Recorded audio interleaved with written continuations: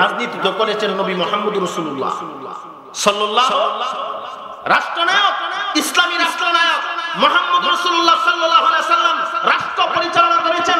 এরপরে খলিফায়ে রাশিদিন হযরত আবু বকর রাদিয়াল্লাহু তাআলা আনহু রাষ্ট্র পরিচালনা করেছেন।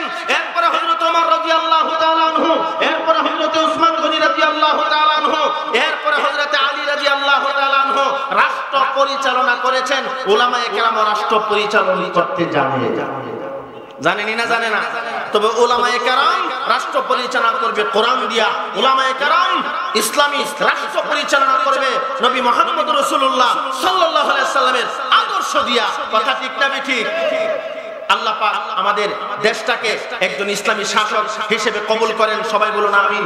আমাদের দেশটাকে মুসলমানের দেশ হিসেবে কবুল করেন, সবাই বলেন আমিন। আমার ভাই সেদিকে আর নিব না, যেই কথা বলো উদ্দেশ্য ছিল যুগে যুগে, শুধু আমাদের এই যুগে না, হ্যাঁ পূর্বের যুগেও যারা ইসলামের বিদ্বেষী ছিল, যারা আল্লাহ পাক রব্বুল আলামিনকে নিয়ে কটূক্তি করেছে, যারা জালেম শাসক ছিল, সবাইকে আল্লাহ তাআলা ধ্বংস করেছে। ইয়ামানের বাদশা আবরাহা কত বড় সাহস, গিয়া আল্লাহর ঘরখানায় কাবা ভাঙতে চায়। কেমন জালেম আবরাহা! ইয়ামানের বাদশা যখন আল্লাহর ঘরখানায় কাবা ভাঙতে গেছে, ভাঙতে হাসিনি, আওয়াজ দিয়া কর না, ফিডা খাইছে। কেমন ফিডা? আলাম তারা কাইফা ফাআলা রাব্বুকা বিআসহাবিল ফিল আলাম ইয়াজআল কাইদাহুম ফি তাদলিল ওয়া আরসালা আলাইহিম তায়রান আবাবিল তারমিহিম বিহিজারাতিন মিন সিজ্জিল ফাজআলাহুম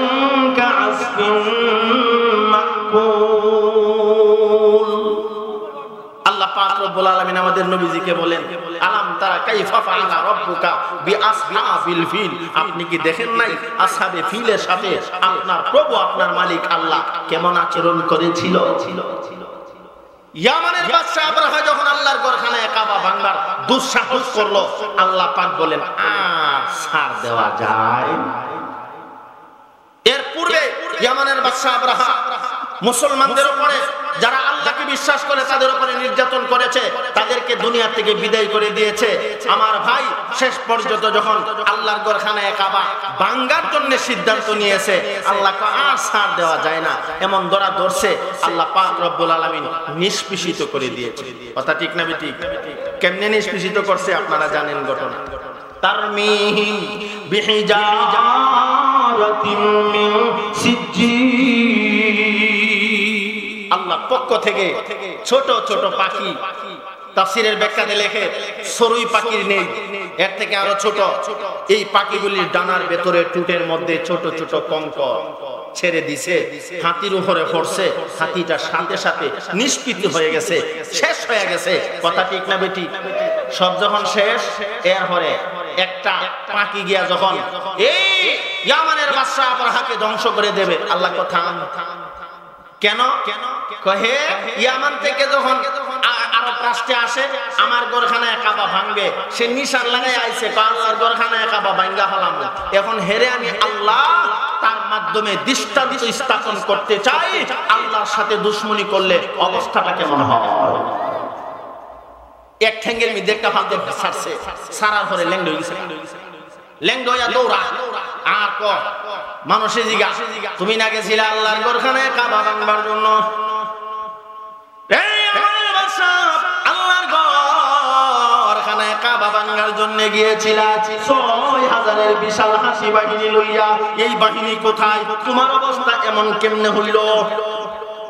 ইয়ামানের বাদশা আবরাহা বলে, আমি যখন আল্লাহর ঘরখানায় কাবা ভাঙার জন্য বিশাল হাসি বাহিনী লইয়া আল্লাহর ঘরখানায় কাবার পিলার গলির মধ্যে বান্ধিলাম, জিলজিল দিয়া হাতির সাথে লাগাইয়া আমি হুকুম করলাম হাতিগুলি যেন আল্লাহর ঘরখানায় কাবা ভেঙে ফেলে। কিন্তু ঠিক সেই মুহূর্তে আমি লক্ষ্য করে দেখি আকাশের মধ্যে ছোট ছোট পাখি দেখা যায়, এমন পাখি আমি আবরাহা জীবনে আর কোনদিন দেখি নাই।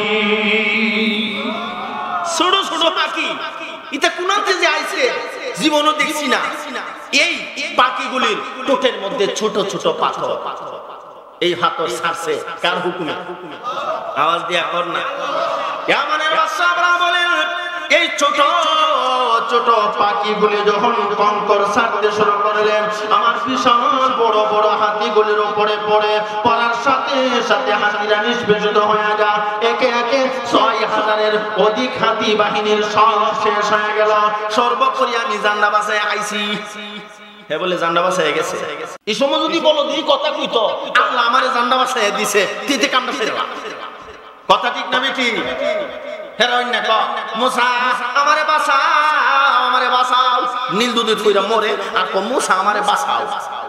তাফসীরের ব্যাখ্যাতে উলামায়ে কেরাম লেখেন, এই সময় যদি একবার ভুলও হে কইতো আল্লাহ তুমি আমারে বাঁচাও, আল্লাহ হেরে বাঁচাই দিত।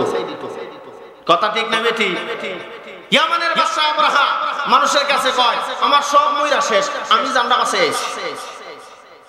ল্যাংড়া ল্যাংড়া যায়। শেষ পর্যন্ত মানুষের কাছে দৃষ্টান্ত স্থাপিত হয়েছে, আল্লাহর সাথে যারা দুশমনী করে, আল্লাহর ঘরের সাথে যারা দুশমনী করে, তাদের অবস্থা এই ইয়ামানের বাদশা আবরাহার মতো হয়। এমন আল্লাহর ঘরের দুশমন আমাদের বাংলাদেশে আসেনি না? নাই? আওয়াজ দিয়া কর না। বিভিন্ন ভাবে দুশমন, ডাইরেক্ট না ইনডাইরেক্ট? ডাইরেক্ট না, ইনডাইরেক্ট দুশমন। আল্লাহর ঘরখানায় কাবার হজ করতে গেলে কি 7 লাখ টাকা লাগে? এমনি এমনি সৌদি আরবের টিকিট কাটলে 30 থেকে 40,000 টাকা টিকিট, আর হজ করতে গেলে একটা টিকিটের দাম 2 লাখ টাকা। তাইলে হজের বিরোধিতা করছে ডাইরেক্ট না ইনডাইরেক্ট? ইনডাইরেক্ট। ডাইরেক্ট হোক বুঝুন না, ইনডাইরেক্ট হোক বুঝুন না। একটা কিচ্ছা মনে সুযোগ কইয়া লাগে, আমার বন্ধু মানুষ একসাথে আমরা পড়ছি, খুব বড় আলেম। আমরা পড়তাম বালা তাকরার করাইতো, অনেক বড় আলেম, কিন্তু আমিনুল ইসলাম ভাই অনেক বড় আলেম। কি জানি অষ্টা করছিলাম, ভুলে লেছি। ও দৃষ্টান্ত মনে আসেনি কথা না? ওয়াজ ভুলে লেছো? আপনারা আওয়াজের ভাবে বুঝা না আপনারা ঘুমাইতেছো না?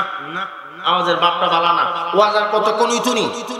হুজুর আইতে আইতে আর 10টা মিনিট। এই কিচ্ছাটা আমি কইলাই কইতাম না ইনশাআল্লাহ। সবাই রাজি আছেন? হুজুর আল্লাহর রাস্তায় 10টা মিনিট পড়াই ওখানে আইন না যায়, আমার ওয়াজ মোটামুটি একটা জায়গা নিয়ে লই হইতুনি ইনশাআল্লাহ। আরো জোরে কোন রাজি আছেন সবাই? রাজি থাকলে একটু জেগে করেন লা ইলাহা ইল্লাল্লাহ, লা ইলাহা ইল্লাল্লাহ, জোরে লা ইলাহা, লা ইলাহা। আসমান জমিন গায়রুল্লাহ, পড়েন আসমান জমিন গায়রুল্লাহ,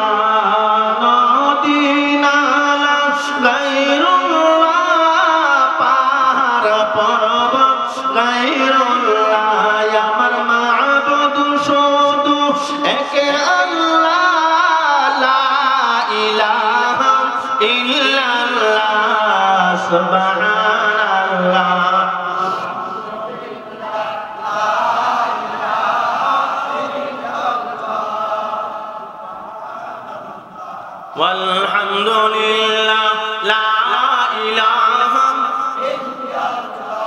la ilaha illallah muhammadur rasulullah sallallahu alaihi wasallam। আমি বলছিলাম কিছু কথা আছে ডাইরেক্ট, কিছু কাম আছে ডাইরেক্ট, আর কিছু আছে ইনডাইরেক্ট। একজন হুজুরের কাছে এই ওয়াজটা আমি শুনছি ফেসবুকে, ডাইরেক্ট কারে কো ইনডাইরেক্ট কারে। এই হুজুর হইল আপনার মুরব্বি হুজুর, সিনসুন্নি মুরব্বি হুজুর। আপনারা না চিনলো ফিসির থেকে 80 মারছে রাজমিন আলাইছে।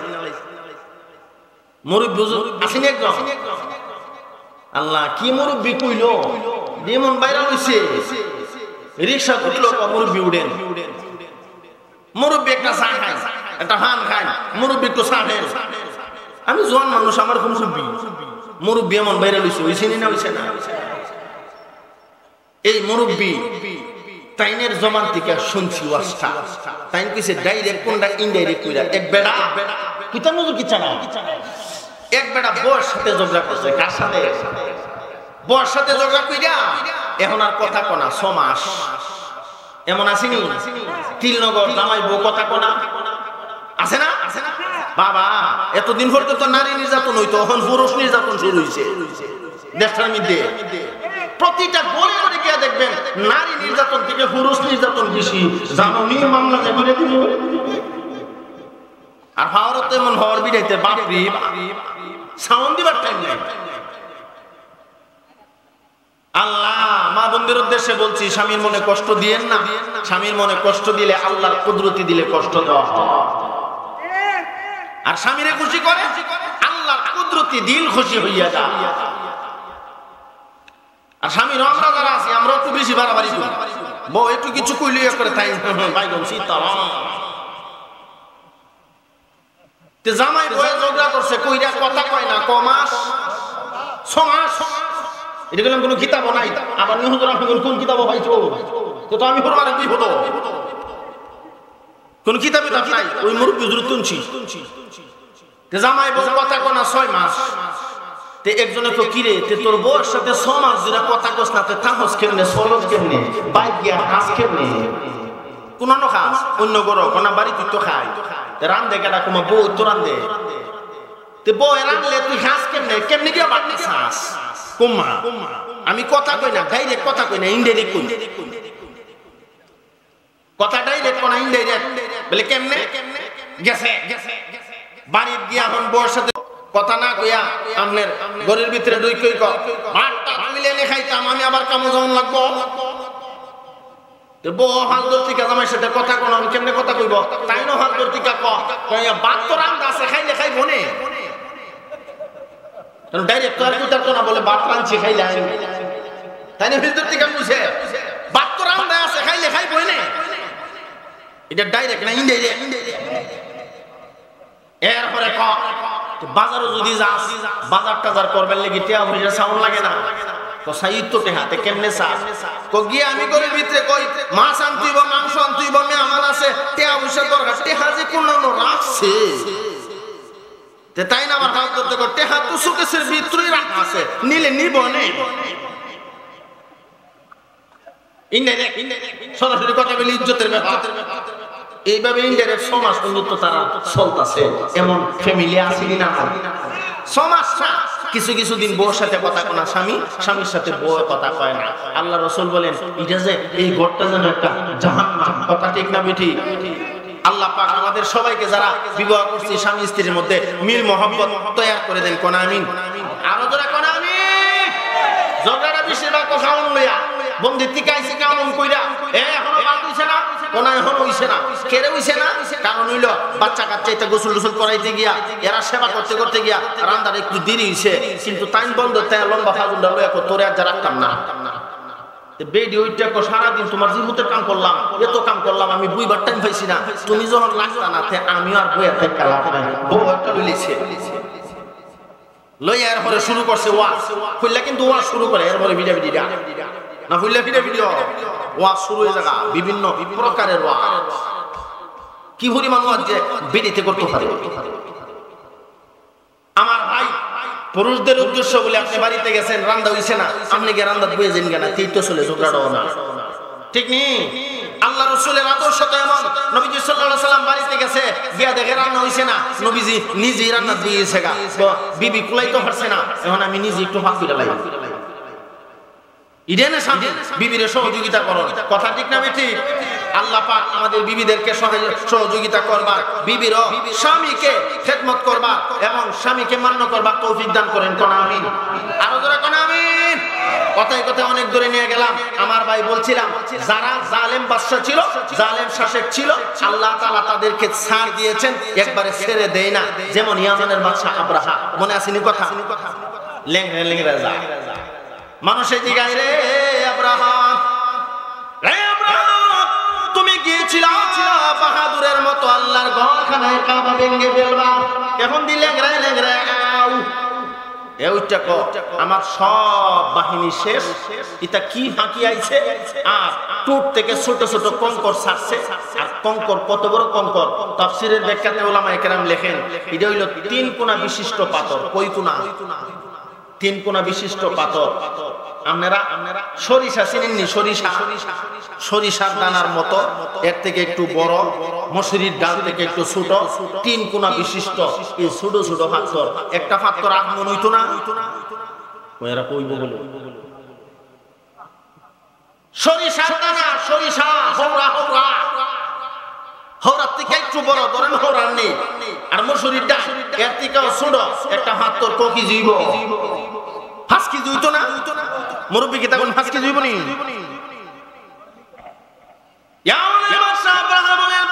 এই ছোট ছোট কঙ্কর দেখতে দেখা যায় ছোট, কিন্তু এর ভিতরে এমন পাওয়ার, এই পাথরটা যখন হাতির উপরে পড়ে, হাতিটার সাথে সাথে জমিনে লুটাইয়া পড়ে যায়। আমার বিশাল বাহিনী শেষ করে দিচ্ছে। তারমিহিম বিহিজারাতিন মিন সিজিল, আল্লাহর পক্ষ থেকে ছেড়ে দিছে আল্লাহ এটিএম বোমা, ছোট ছোট পাথর, সারার সাথে সাথে নিষ্পেষিত হয়ে যা, ধ্বংস হয়ে যা। ইয়ামানের বাদশা আবরাহা বলেন, আমি আমার জান্ডা বাঁচাইয়া আইছি। হের জান্ডা বাঁচাইয়া গেছে না আল্লাহ বাঁচাইয়া দিছে? এই সময় যদি না বলতেন বক্ত এই কথাটা কইতো, আল্লাহ আমারে বাঁচাইয়া দিছে, সেই কিন্তু বেঁচে থাকা কথা ঠিক না বেঠি? আল্লাহ হে যখন এখনো আমার নাম লয় না, আর রাইকা লাভ নাই, এমন এক রোগ দিছে ক্যান্সার রোগ। এই ক্যান্সার রোগে আক্রান্ত হইয়া হাও ফসন ধরছে, সমস্ত শরীর ফসন ধরছে, এরপরে কেগলে কেগলে মরছে। তাহলে আল্লাহর সাথে দুশ্মনী করলে, আল্লাহর ঘরের সাথে দুশ্মনী করলে আল্লাহ তাআলা ছাড় দেয়, একবারে ছেড়ে দেয়। নবীর সাথে দুশ্মনী করলে আল্লাহ ছাড় দেয়, ছেড়ে দেয়। আওয়াজ দিয়া কন্যা, যুগে যুগে নবীর দুশ্মনরা ছাড় পাইছে, কিন্তু আল্লাহ ছেড়ে দিছে না, কথা ঠিক না বেঠি? আওয়াজ দিয়া কন্যা, বর্তমান যুগে যারা নবীর দুশ্মন আছে, একদল তো আছে কাদিয়ানী, আসেনি না নাই? নবীর দুশ্মন কাদিয়ানী, এরা দাবি করে গোলাম মুহাম্মদ কাদিয়ানী এদের নবী, নবী মুহাম্মদুর রাসূলুল্লাহ সাল্লাল্লাহু আলাইহি সাল্লাম শেষ নবী না, গোলাম মুহাম্মদ কাদিয়ানী বলে শেষ নবী। আল্লাহ কো মা কানা মুহাম্মাদুন আবা আহাদিম মির রিজালিকুম ওয়ালাকিন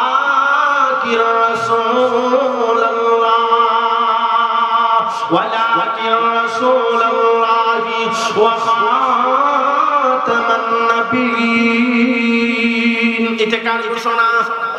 আল্লাহ পাক রব্বুল আলামিন বলেন, পৃথিবীর মানুষেরা নবী মুহাম্মদুর রাসূলুল্লাহ সাল্লাল্লাহু আলাইহি সাল্লাম কারো পিতা নন, তিনি হলেন শেষ নবী, নবী মুহাম্মদুর রাসূলুল্লাহ সাল্লাল্লাহু আলাইহি সাল্লাম।